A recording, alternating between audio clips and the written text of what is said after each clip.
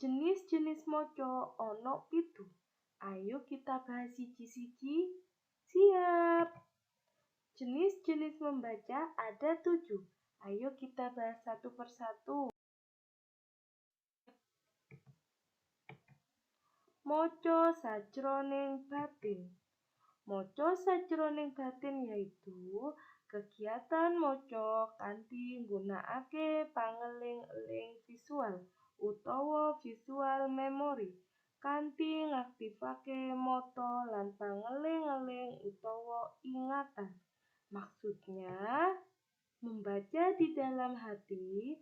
Membaca di dalam hati yaitu kegiatan membaca dengan menggunakan pengingat memori visual dengan mengaktifkan mata dan ingatan. Jadi, membaca di dalam hati itu tidak mengeluarkan suara, jadi cuma diingat-ingat saja. Dari sini sudah paham ya? Membaca di dalam hati, membaca dengan tidak mengeluarkan suara.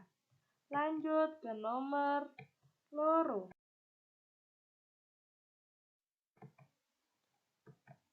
Maca kanthi swara bening utawa nyaring, yaiku kegiatan kang ditindakake kanthi swara banter lan cetha. Maksudnya, membaca dengan suara bening atau nyaring yaitu kegiatan membaca yang dilakukan dengan suara keras dan jelas. Contohnya, jika kalian membaca di depan kelas, kalian membaca di depan audiens. Intinya membaca dengan suara nyaring atau bening itu kalian membaca di depan orang-orang banyak. Seperti itu ya. Dari sini mengerti? Oke, lanjut ke nomor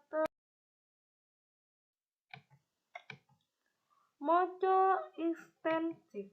Maca intensif yaitu kegiatan maca cepet kang ditindakake kanthi cara ora sepiro jero atau tidak detail. Maksudnya, membaca intensif yaitu kegiatan membaca cepat yang dikerjakan dengan cara tidak detail. Ayo kita bahas satu persatu yang sing kelebu kegiatan maca intensif yaitu yang termasuk kegiatan membaca intensif yaitu siji, maca survei. Maca kanthi tujuan mangerteni gegambaran kang lumrah utawa umum babagan isine kang arep diwaca. Contoh, maca irah-irahan. Membaca survei yaitu membaca dengan tujuan mengartikan gambaran yang umum tentang isi yang mau dibaca. Contohnya seperti kalian membaca judul. Sudah ya. Yang kedua, maca sakepisan atau membaca sekilas. Membaca sekilas yaitu biasanya disebut dengan skimming. Lumrahe ditindakake kanggo maca kalawarti, kalawarta, lan wacanan enteng liyane. Maksudnya, membaca sekilas utawa skimming yaitu membaca yang dilakukan untuk membaca koran, majalah, atau buku-buku cerita dan bacaan ringan lainnya. Paham ya? Jadi kalian kalau membaca buku cerita pasti sekilas saja dan tidak akan diulang-ulang kembali. Selanjutnya yaitu nomor 4. Maca intensif.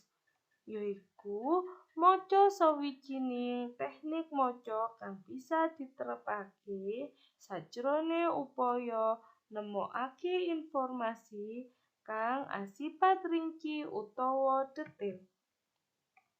Maksudnya, membaca intensif yaitu salah satu teknik membaca yang bisa diterapkan untuk menemukan informasi yang bersifat rinci atau detail. kita akan membahas satu-satu jenis kegiatan moco intensif. Yang pertama, moco teliti.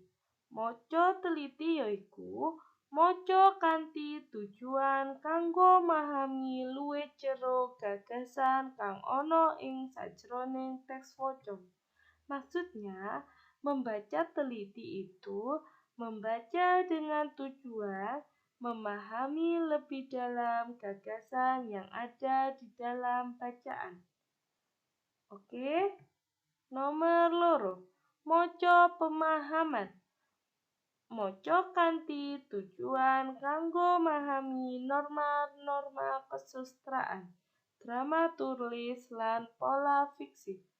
Maksudnya, membaca pemahaman yaitu membaca dengan tujuan untuk memahami norma-norma kesustraan, dramaturlis, dan pola fiksi.